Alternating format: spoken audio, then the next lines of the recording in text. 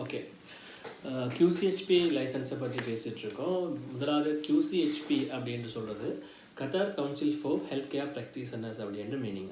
இந்த QCHP licence வந்துட்டு யார் அப்ளை பண்ணலாம் அப்படின்னு சொன்னால், எங்களுக்கு கத்தாருக்கு வந்து ஒர்க் பண்ணுற ஐடியா இருக்கிற ஹெல்த் கேர் ப்ரொஃபஷனல்ஸ், அதாவது டாக்டர்ஸ், டென்டிஸ்ட், நர்சஸில் வந்து எந்த கேட்டகரி நர்ஸாக இருந்தாலும் சரி, pharmacist and physiotherapist, speech therapist, ஒக்கியூபேஷனல் therapist, medical laboratory scientist, medical laboratory technicians, radiographer, radiotherapist, dietitian இப்படியானவங்க தான் இந்த QCHPக்கு அப்ளை பண்ண வேணும்.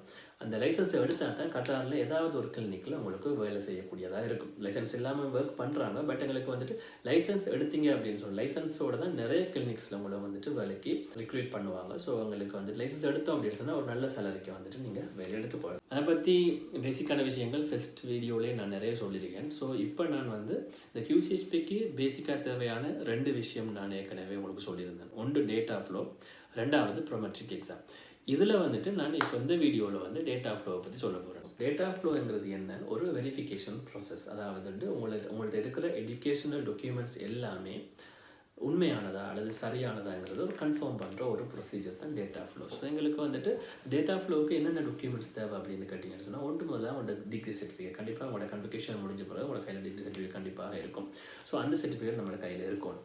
ரெண்டாவது வந்துட்டு உங்களோட கண்ட்ரி லைசன்ஸ். நீங்கள் வந்துட்டு உங்களோட கண்ட்ரியில் ஒரு மெடிக்கல் லைசன்ஸ், இப்போ ஸ்ரீலங்கா பொறுத்தவரை ஸ்ரீலங்கா மெடிக்கல் கவுன்சிலிருந்து உங்களோட மெடிக்கல் லைசன்ஸ் கிடைச்சிருக்கும். அதே மாதிரி மெடிக்கல் SLMC மட்டும் இல்லை, ஸ்ரீலங்காவில் நிறைய கவுன்சில்ஸ் இருக்குது. ஸோ அதிலிருந்து நீங்கள் எடுத்துக்கொண்டிருக்கிற அந்த லைசன்ஸ்னு ஒரு ரெஜிஸ்ட்ரேஷன் நம்பரோட வந்திருப்பாங்க இல்லையா, அந்த ஐடி கார்டு உங்கள்கிட்ட இருந்தால் சரி. மூன்றாவது வந்துட்டு எக்ஸ்பீரியன்ஸ் லெட்டர்.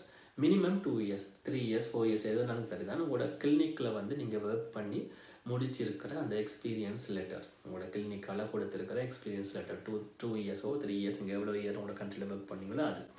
அடுத்தது வந்து டிரான்ஸ்கிரிப்ட் நிறைய பேருக்கு தெரியும். உதாரணத்துக்கு நீங்கள் வந்து ஸ்ரீலங்காவில் வந்து உங்களோட டிகிரி முடித்த யூனிவர்சிட்டியில் வந்துட்டு டிரான்ஸ்கிரிப்டை நீங்கள் அப்ளை பண்ண வேண்டி இருக்கும். உங்களோட கையில் இருக்காது. நீங்கள் அதை வந்து டிரெக்டாக நீங்கள் யூனிவர்சிட்டிக்கு போயிட்டு அந்த டிரான்ஸ்கிரிப்டை எடுக்க முடியாது. நீங்கள் வந்துட்டு யூனிவர்சிட்டிக்கு போயிட்டு அப்ளை பண்ணணும்.